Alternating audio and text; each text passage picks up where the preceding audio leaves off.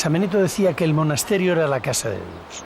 Por lo tanto, los monjes, cuando construían el monasterio, tenían que plasmar la belleza, la pureza, la elevación de la ciudad santa, la Nueva Jerusalén, la morada de Dios, donde ellos dedicaban toda su vida a alabarle, a glorificarle.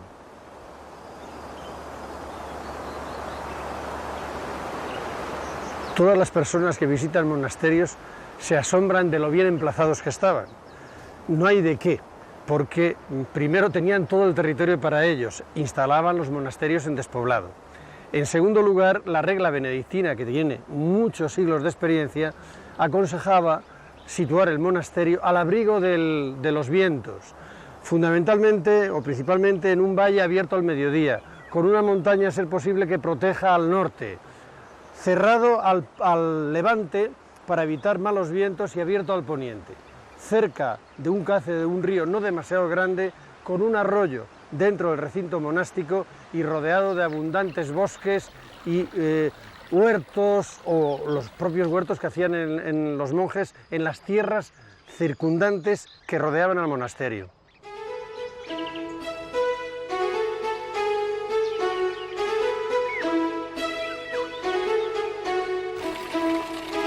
Los monjes iban a vivir toda su existencia en un mismo emplazamiento. Por esta razón tenían que elegirlo muy bien.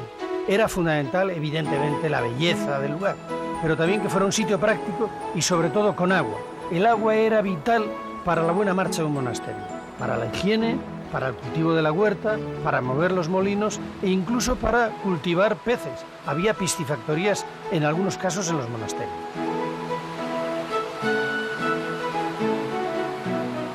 Cuando no tenían agua en el monasterio lo traían igual que hacían los romanos. El monasterio de Carracedo de León nos muestra los restos que todavía quedan del sistema de agua que utilizaron, pero en la mayor parte de los casos el agua estaba en el propio monasterio, incluso tenía extraordinarios manantiales dentro.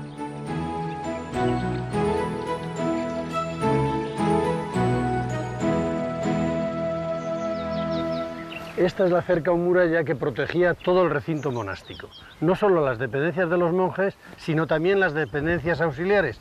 Un monasterio era una pequeña ciudad que tenía que tener dentro de sus muros todo lo necesario para la vida completa, no solo de los monjes, sino también de los criados y de los visitantes. Por lo tanto, tenía talleres, hospedería, habitaciones de los legos, molino, etcétera, etcétera. Esta cerca albergaba todo el recinto monástico con todo lo necesario para la vida calma y tranquila en autarquía de aquellos recintos. En un monasterio no solamente vivían los monjes, que eran el alma del monasterio. Estaban los novicios que iban a ser los futuros monjes, los hermanos, los legos, los criados, y también estaban los enfermos de la enfermería y, bueno, los peregrinos y los pobres que acudían periódicamente a recibir sustento entre las paredes del monasterio. Pero los señores, los verdaderos protagonistas del monasterio eran los monjes. Estos tenían un recinto especial para ellos. Todavía lo tienen en los monasterios que visitamos. Este recinto se llama clausura y dentro de la clausura no pueden entrar más que las personas que ellos autorizan y cuando las autorizan. Así pueden gozar del sosiego, de la paz y de la quietud para realizar su vida monástica y dedicarse con paz y tranquilidad al culto divino.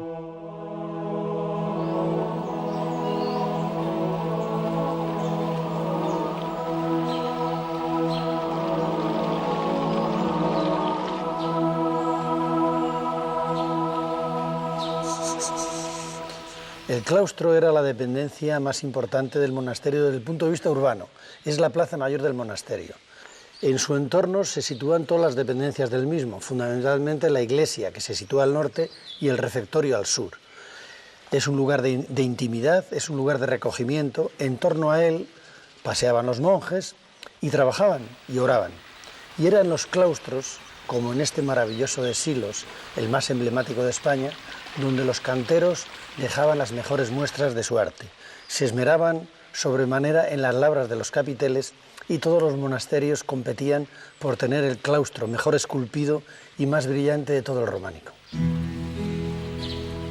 Este claustro de Silos que están viendo es uno de los más hermosos del románico, no solo del románico español, sino de todo el mundo. No es cuadrado, los 4 lados son distintos, los ángulos no son rectos, el número de arcos de cada panda del claustro lateral no es el mismo, pero la variedad de la labra, la inclinación o entrecruzamiento de las columnas, la belleza de los frisos de las esquinas y el hecho de alcanzar su construcción un periodo tan largo, porque se empieza en el siglo XI y se acaba en un segundo claustro, cosa excepcional, en el siglo XIII, le convierten en una joya del románico y en uno de los lugares donde la degustación artística, el placer de su contemplación y de su recorrido no tiene parangón.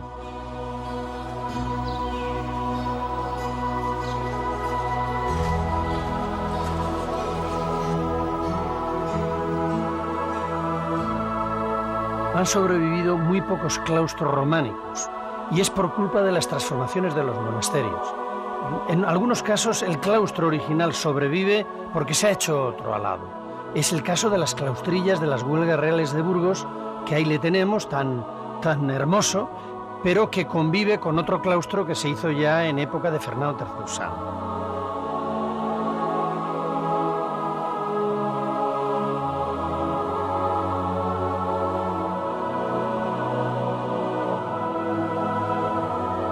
Cada claustro tiene 4 alas o pandas y cada una de ellas tiene una función precisa.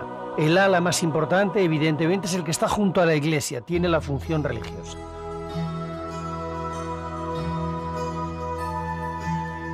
Normalmente también está el escriptorio o el librarium y tiene allí los libros para la lectura con una función cultural espiritual. En otro lateral será el del capítulo, que también tiene que ver con el gobierno del monasterio, y el resto ya tiene más que ver con el cuerpo, son los que dan a la silla o el refectorio. En medio suele estar la fuente.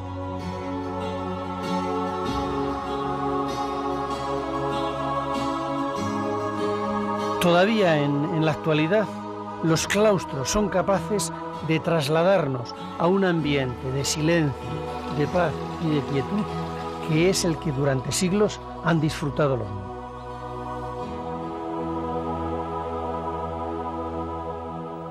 Una de las características de la iconografía románica es la riqueza en la decoración, en los capiteles, fundamentalmente animales, escenas bíblicas, etc., escenas fantásticas. La reforma cisterciense viene a combatir este lujo, esta profusión que podía distraer a los monjes y a las monjas. Este es un grandísimo ejemplo, uno de los mejores que conocemos, de la perfección que se alcanza en la talla románica en la época cisterciense. La decoración es simplemente vegetal. Aquí se hace a base de una pieza, de un elemento que se llama el trépano. La piedra recién extraída de la cantera es blanda y permite al cantero introducir el trépano y hacer una labra de una finura desconocida hasta entonces. Esto es posible porque la piedra sale blanda de la cantera y con el paso del tiempo carbonata y endurece. Es la joya de la corona de este monasterio y probablemente uno de los mejores capiteles de escultura románica y cisterciense que se conoce.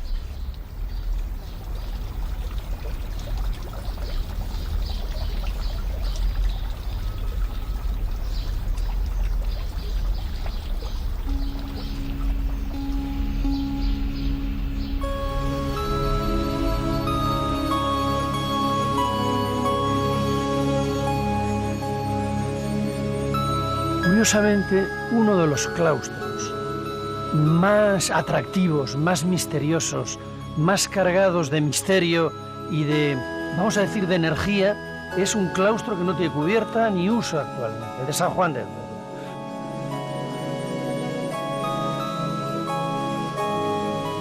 Cuatro lados distintos, irregular, pero en parte su atractivo se debe a la ruina que ha padecido y al exotismo de sus arcadas, originarias en la orden militar a las que fue asignado este monasterio a partir de su cesión a la orden de San Juan de Jerusalén, que trajo el exotismo de las formas orientales que supieron plasmar maravillosamente los canteros con estos arcos entrelazados que cabalgan sobre las columnas a la vera del Duero y del Monte de las Ánimas, dando al lugar un halo de romanticismo que también recogió Gustavo Adolfo Bécquer en la leyenda El Rayo del Luz.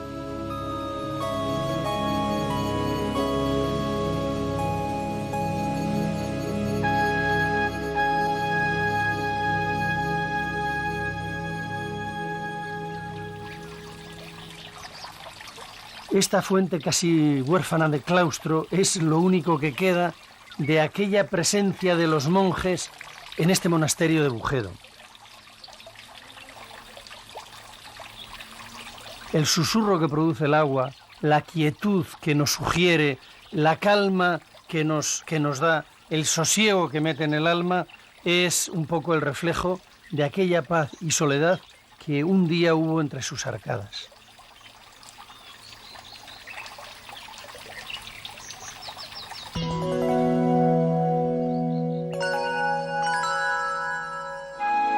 La iglesia era el edificio principal del monasterio. Era no solo la casa de Dios, era el cuerpo místico de Cristo.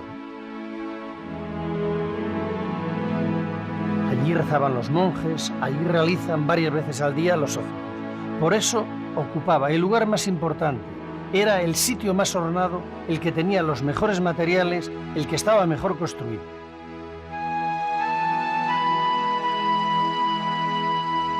Nos admiran las iglesias cistercienses porque recogen todas estas características que ha citado de la iglesia, pero además quitan el adorno. Y por lo tanto, la desnudez de la iglesia, la sencillez de la misma, la potencia que tiene la piedra y la espiritualidad que emana de su elevación son el reflejo perfecto de aquel misterio espiritual del siglo XII.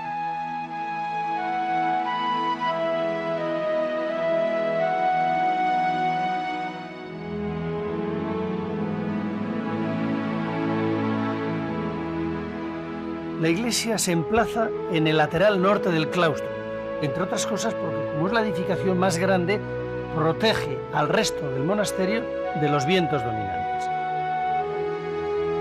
El ábside se orienta mirando a Jerusalén. Desde la clausura se accede por una puerta muy señalada, desde el dormitorio por una escalera casi vertical, y como los fieles también tienen que acceder o poder acceder a la iglesia, entran por los pies de la iglesia desde el exterior. El único punto donde se juntaban los monjes y los fieles de un monasterio era la iglesia. Los monjes entraban por la puerta del claustro y los fieles por una puerta como la que tengo a mi espalda, que bueno, era donde eran evangelizados, asistían a los oficios y de paso contribuían con sus óbolos al sostenimiento de la comunidad cuando ésta había perdido pues la importancia o los favores del rey o del noble. Para ayudar a esto estaban las reliquias, que atraían a los fieles. En aquella época había verdadero furor por las reliquias y una gran devoción por los mayores santos y por las mejores reliquias.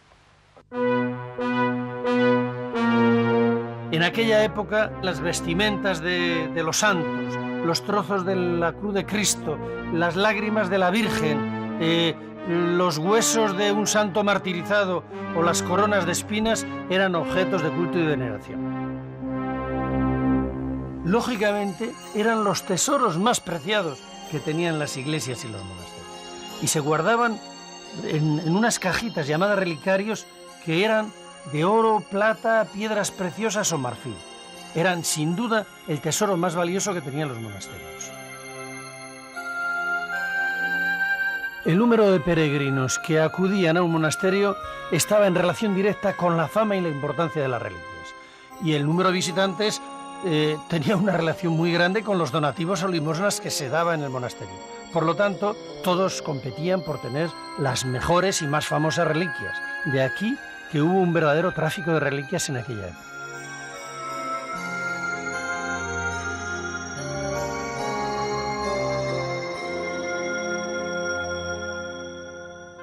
La sacristía se situaba entre la iglesia y la sala capitular, en la sala este del claustro. Era una pequeña habitación donde se guardaba la ropa litúrgica, los objetos del culto y donde se vestían los monjes antes de la celebración. También tenía un armario donde se guardaban los libros litúrgicos.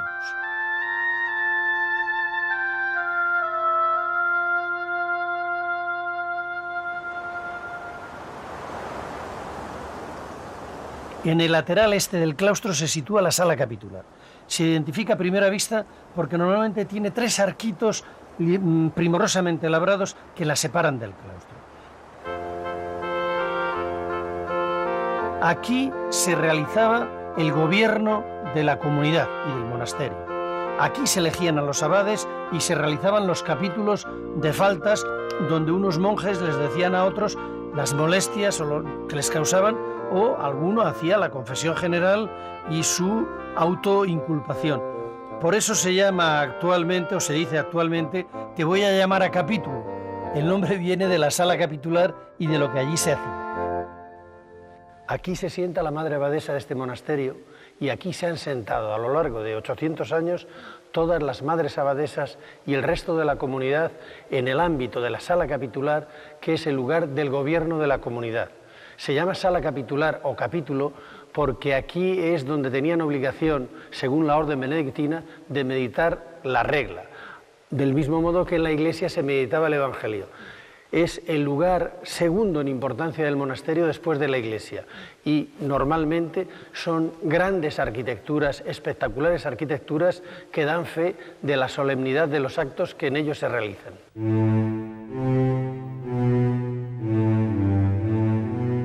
La sala capitular era, por antonomasia, donde el abad ejercía su autoridad. Entre otras cosas, en esta sala se elegía a los abades, democráticamente, y todavía se les sigue eligiendo. Hubo veces donde los abades no los nombraba la comunidad, sino los señores feudales, los obispos o los reyes, que designaban a dedo el abad que iba a gobernar el monasterio.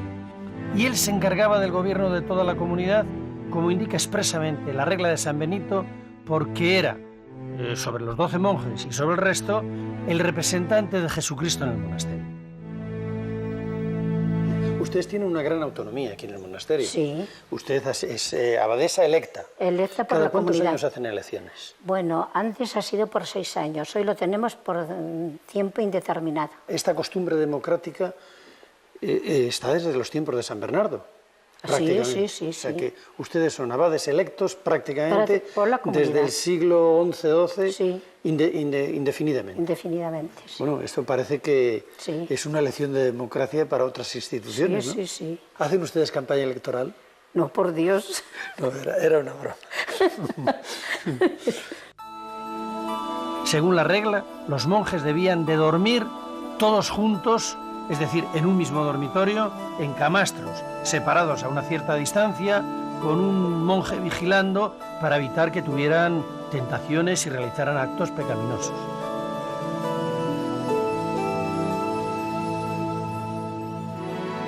El único que tenía el privilegio de no dormir en el dormitorio común era el abad. El padre abad era el único al que le estaba permitido tener, bien sea una habitación propia o una casa dentro del recinto monástico, pero de su incumbencia y privacidad.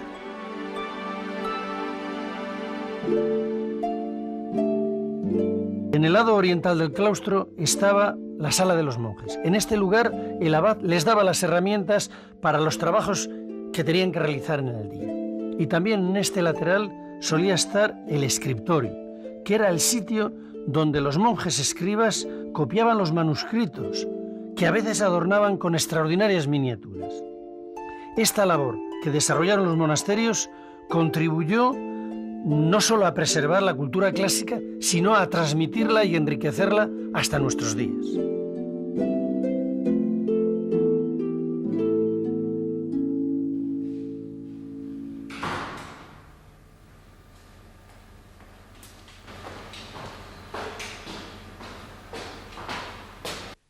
La Biblioteca de Silos en el medievo era un centro del saber y de espiritualidad, y los documentos que en ella se guardaban eran muy importantes. No solamente los que se guardaban, sino los que se fabricaban, porque en las bibliotecas, en los escritorios de los monasterios se elaboraban los códices. Estamos con el padre bibliotecario. Sí. Padre, es muy complicado, era muy complicado hacer un códice. Pues evidentemente sí era complicado, porque tenga presente que tenían que preparar primero las pieles, había que lavarlas, pulirlas y después prepararlas para la escritura, o sea, hacer todo el rayado de las líneas, preparar las tintas, o sea, era una tarea un poco compleja, en la cual intervenía pues buena parte de la comunidad, o de los monjes, podían ser pues, quizá unas 6 o 7 personas, entre los que preparan las pieles, las tintas, y los que escriben, y después los que iluminan el manuscrito. Posiblemente pues cada manuscrito, según el número de folios, se llevaba pues un buen número de pieles de ovejas o de carneros, ¿no? Pues alrededor de unas 70 ovejas o carneros para un total, un manuscrito como podía ser este, de unas 300 y pico folios, ¿eh? ¿Cuántas obras pudo tener en la época de máximo esplendor medieval el monasterio de Silos? Lo que conocemos por los catálogos, yo creo recordar que son alrededor de 200 manuscritos, ¿eh? Es una cifra importante para que... Es una cifra importante y bastante considerable, porque bueno, los manuscritos se conservan y se van pasando de unos a otros.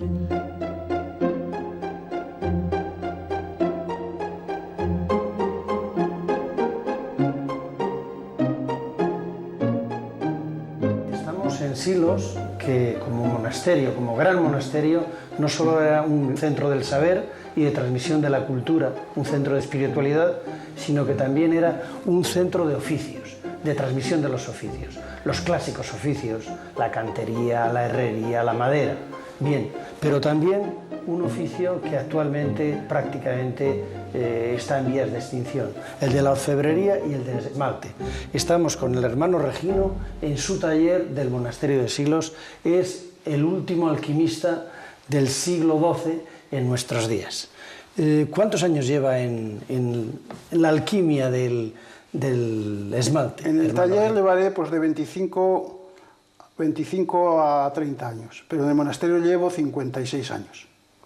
¿Qué está haciendo ahora? Estoy rellenando aquí una escena del martirio de Santo Tomás. Aquí están los que le están apedreando y estoy empezando ahora a rellenar a Santo Tomás. Aquí estoy diciendo la aureola, el mimbo, y luego le voy a poner ahora pues, todo esto. Estoy rellenando para hacer una arqueta de esmaltes.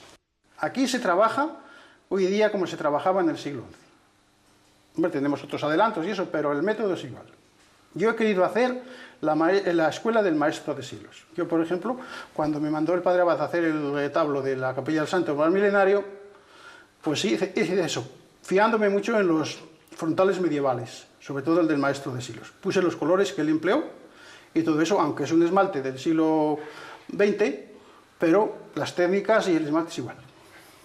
No se diferencia más que en la antigüedad. Porque el maestro de Silos, claro, es un famosísimo sí. orfebre. Sí, y sobre el maestro todo... antiguo de Silos era único. El frontal de Silos, que estaba para el sepulcro del santo, esa es la pieza mejor de esmalte de Europa. El frontal de Silos es un gran rectángulo de cobre esmaltado. Tiene casi 2 metros. Está representado Jesucristo al que rodean los 12 apóstoles. Se hizo para cubrir el sepulcro de Santo Domingo de Silos, cuando le trasladaron al interior de la iglesia para que le veneraran no solo los monjes, sino los miles de devotos que venían desde todos los lugares. Esta impresionante obra de arte se realizó en el monasterio de Silos hacia mediados del siglo XII. Fue el mejor momento de este monasterio en la cultura de los esmaltes, al estilo de la ciudad francesa de Limoges, y desde aquí se surtió y se proveyó de objetos litúrgicos a multitud de iglesias en aquel tiempo.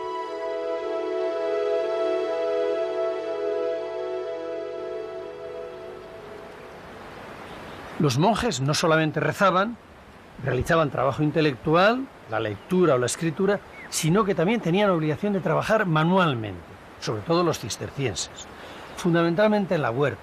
La huerta era importantísima para el trabajo de los monjes, evidentemente, pero también para el sustento del monasterio.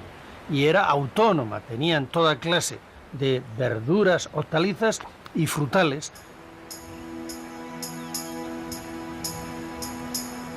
San Benito concibió el monasterio como un lugar utópico pero autosuficiente. La actividad económica fundamental era la agricultura, también la ganadería.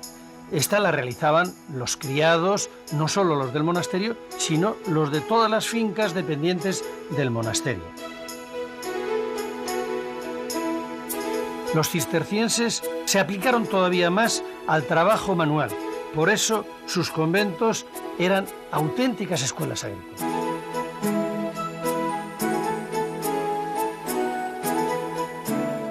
Por esta enorme capacidad que tenían los monasterios para colonizar tierra, tuvieron un papel determinante en la repoblación de los territorios reconquistados en el Duero. El cultivo del cereal para la fabricación del pan y, por lo tanto, la posibilidad de construir molinos sobre los cauces de agua fueron una de las principales preocupaciones de todos los monasterios. Prácticamente no había ninguno que no tuviera un molino dentro del propio recinto monasterio.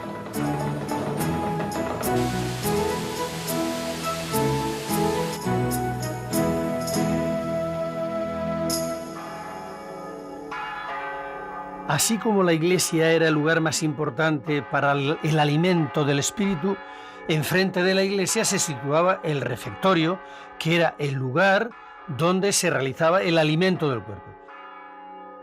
También para los monjes el alimentarse era una función cuasi religiosa y espiritual. Por eso daban a los refectorios una importancia arquitectónica bastante considerable. En los monasterios benedictinos se situaba en el lateral sur, paralelo al claustro, y en los cistercienses era perpendicular. Son estos, los cistercienses, los que realizan los refectorios más espectaculares, como por ejemplo el caso del monasterio de Santa María de Huerta, que es un refectorio que no tiene nada que envidiar a muchas iglesias monásticas.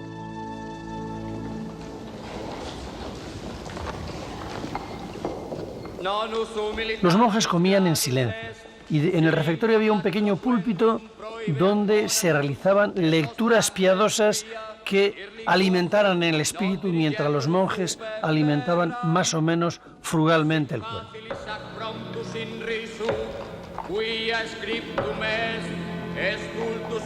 En alguna medida, la comida, la cena, era una conmemoración de la reunión de Jesucristo con sus discípulos y un recuerdo de la última cena.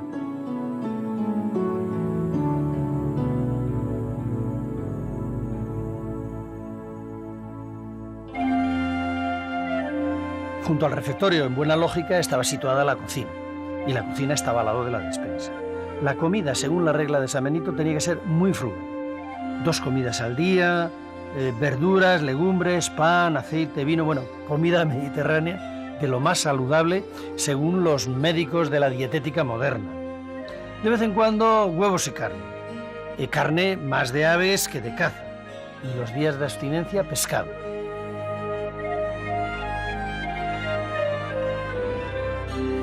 La cocina se hacía en grandes perolos de hierro que colgaban de la chimenea. Y todos los monjes, incluso el abad, tenían que tener un servicio de cocina por turno. En casi todos los monasterios la cocina era la misma para los monjes que para los legos o conversos. Estaba situada en medio de los 2 refectorios.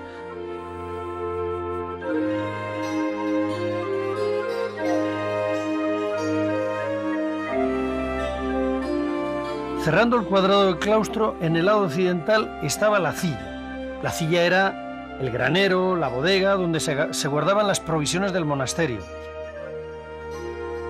Solía tener 2 pisos. En el de abajo, pues se guardaban los vinos y las cosas que tenían que estar más frescas. Y en el de arriba, el grano. Tenía una puerta que daba al exterior, por donde entraba normalmente el grano o las provisiones que se compraban fuera del monasterio, y otra puerta que daba a la huerta y otras dependencias monásticas.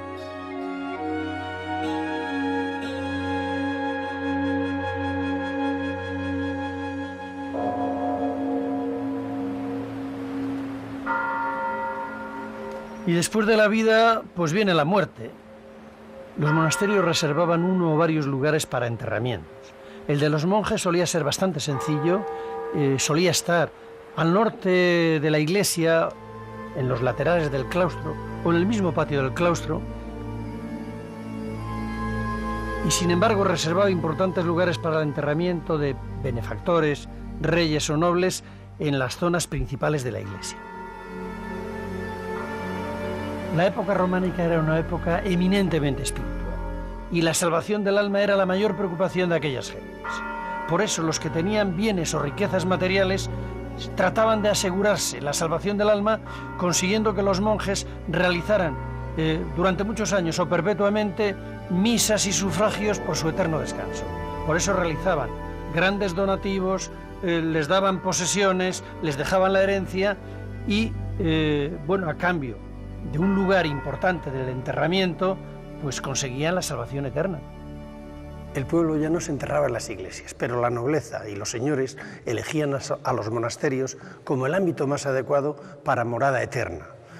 Las misas que se decían por el descanso de su alma, la elección del lugar, pues era un sufragio importante y un medio de subsistencia y de vida para aquellos monasterios. Esto originaba disputas entre colegiatas, catedrales y monasterios para ver quién era el que se llevaba el noble a su sepulcro. En el fondo, aquellos hacendados y benefactores pensaban que cuanto más cerca del altar estuviera su sepultura, más cerca de Jesucristo iba a estar su lugar en el reino de los cielos.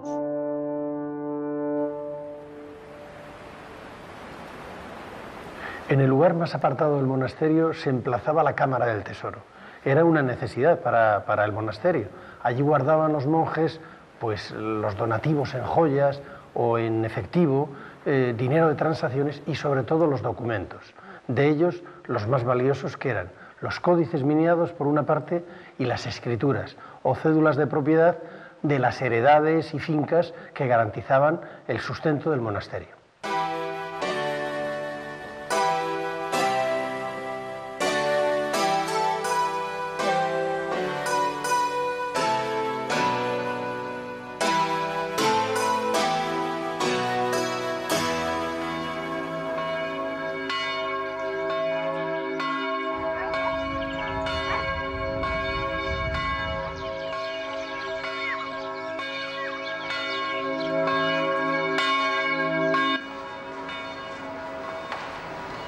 Han pasado cerca de 1000 años. De muchos monasterios solo nos quedan las ruinas, pero alguno de ellos, como el de Silos, todavía sigue vivo y entre sus paredes alberga una comunidad monástica benedictina que con el abad al frente sigue, bajo la regla de San Benito, viviendo como vivían aquellos monjes que se dedicaban y se dedican al culto divino, al estudio y al trabajo manual.